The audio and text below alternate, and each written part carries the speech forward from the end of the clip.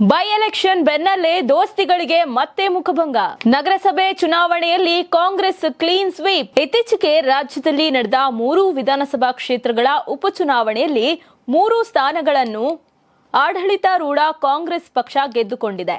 ಚನ್ನಪಟ್ಟಣ ಹಾಗೂ ಶಿಗ್ಗಾವಿ ಕ್ಷೇತ್ರಗಳಲ್ಲಿ ಸೋಲು ಕಂಡಿರುವ ಬಿಜೆಪಿ ಹಾಗೂ ಜೆಡಿಎಸ್ ಮೈತ್ರಿ ಪಕ್ಷಗಳಿಗೆ ತೀವ್ರ ಮುಖಭಂಗವಾಗಿತ್ತು.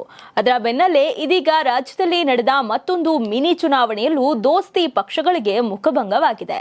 ಹಾಸನ ಜಿಲ್ಲೆಯ ಅರಸೀಕೆರೆ ನಗರಸಭೆಯ 8 ವಾರ್ಡ್ಗಳಿಂದ ನವೆಂಬರ್ 23ರಂದು ಮತದಾನ ನಡೆದಿತ್ತು.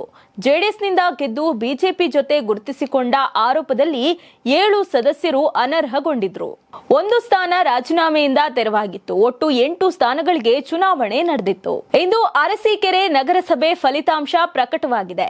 8ರಲ್ಲಿ 7 ಸ್ಥಾನ ಕಾಂಗ್ರೆಸ್ ಗೆಲುವು ಕಂಡ್ರೆ 1 ಕ್ಷೇತ್ರದಲ್ಲಿ ಪಕ್ಷೇತರ ಅಭ್ಯರ್ಥಿ ಗೆಲುವು ಸಾಧಿಸಿದ್ದಾರೆ.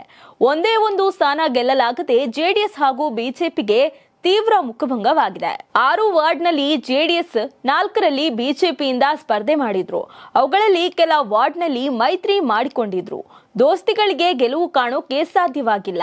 ಇಂದು ನಡೆದ ಮತ ಎಣಿಕೆಯಲ್ಲಿ ಕಾಂಗ್ರೆಸ್ಗೆ ಭರ್ಜರಿ ಗೆಲುವು ಕಂಡಿದೆ.